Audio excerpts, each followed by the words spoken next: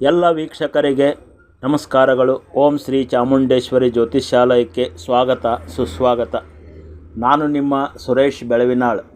ಇಂದಿನ ಜ್ಯೋತಿಷ್ಯ ವಿಷಯದಲ್ಲಿ ರಾಶಿಚಕ್ರದಲ್ಲಿ ಗ್ರಹಗಳ ಸ್ವಂತ ಮನೆ ಅಧಿಪತಿಗಳ ವಿವರಣೆ. ನಮ್ಮ ಚಾನಲನ್ನು ಸಬ್ಸ್ಕ್ರೈಬ್ ಮಾಡಿಕೊಂಡವರಿಗೆ ಹೃದಯಪೂರ್ವಕ ನಮಸ್ಕಾರಗಳು.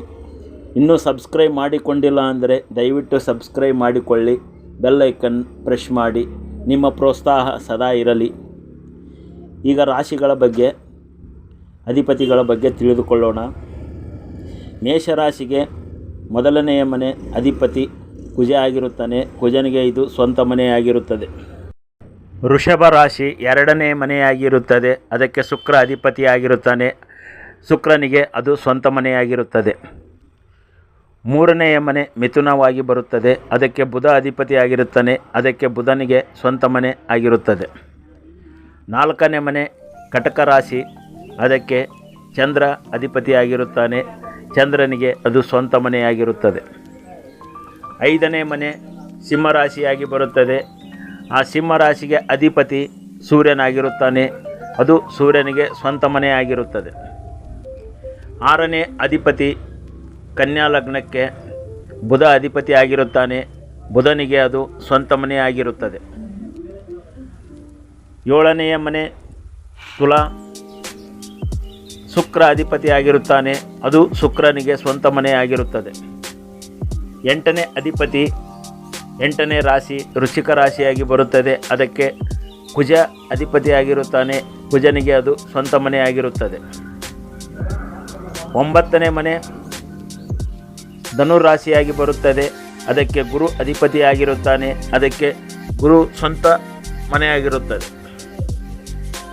ಹತ್ತನೇ ಮನೆ ಮಕರ ರಾಶಿಯಾಗಿ ಬರುತ್ತದೆ. ಅದಕ್ಕೆ ಶನಿ ಪರಮಾತ್ಮನು ಅಧಿಪತಿಯಾಗಿರುತ್ತಾನೆ. ಶನಿಗೆ ಅದು ಸ್ವಂತ ಮನೆಯಾಗಿರುತ್ತದೆ. 11ನೇ ಮನೆ ಕುಂಭರಾಶಿಯಾಗಿ ಬರುತ್ತದೆ. ಅದು ಶನಿಗೆ ಸ್ವಂತ ಮನೆಯಾಗಿರುತ್ತದೆ. 12ನೇ ಮನೆ ಮೀನರಾಶಿಯಾಗಿ ಬರುತ್ತದೆ. ಅದಕ್ಕೆ ಗುರು ಅಧಿಪತಿಯಾಗಿರುತ್ತಾನೆ. ಈಗ ಇವು ಎಲ್ಲ ಭಾವಗಳಿಗೆ ಅವರವರ ಸ್ವಂತ ಮನೆಗಳು ಇರುತ್ತವೆ. ಕುಜನಿಗೆ 2 ಸ್ವಂತ ಮನೆ ಇರುತ್ತವೆ, ಮೇಷ ಮತ್ತು ವೃಶ್ಚಿಕ. ಶುಕ್ರನಿಗೆ 2 ಸ್ವಂತ ಮನೆ ಇರುತ್ತವೆ, ವೃಷಭ ಮತ್ತು ತುಲಾ. ಬುಧನಿಗೆ 2 ಸ್ವಂತ ಮನೆ ಇರುತ್ತವೆ, ಮಿಥುನ ಮತ್ತು ಕನ್ಯಾ. ಗುರುವಿಗೆ 2 ಸ್ವಂತ ಮನೆ ಇರುತ್ತವೆ, ಧನುಸ್ಸು ಮತ್ತು ಮೀನ. ಶನಿಗೆ 2 ಸ್ವಂತ ಮನೆ ಇರುತ್ತವೆ, ಕುಂಭ ಮತ್ತು ಮಕರ. ಈ 5 ಗ್ರಹಗಳಿಗೆ ಮಾತ್ರ 2 ಸ್ವಂತ ಮನೆಗಳಿರುತ್ತವೆ. ಚಂದ್ರನಿಗೆ ಮತ್ತು ಸೂರ್ಯನಿಗೆ ಒಂದೊಂದೇ ಸ್ವಂತ ಮನೆ ಇರುತ್ತದೆ. ಚಂದ್ರನಿಗೆ ಕರ್ಕಾಟಕ ರಾಶಿ ಅದೇ ಸ್ವಂತ ಮನೆಯಾಗಿರುತ್ತದೆ, ಒಂದೇ ಮನೆಯಾಗಿರುತ್ತದೆ. ಸೂರ್ಯನಿಗೆ ಸಿಂಹರಾಶಿ ಸ್ವಂತ ಮನೆಯಾಗಿರುತ್ತದೆ, ಅದು ಒಂದೇ ಮನೆಯಾಗಿರುತ್ತದೆ. ಹೀಗೆ ಗ್ರಹಗಳ ಸ್ವಂತ ಮನೆಗಳ ಬಗ್ಗೆ ತಿಳಿದುಕೊಳ್ಳಬೇಕು.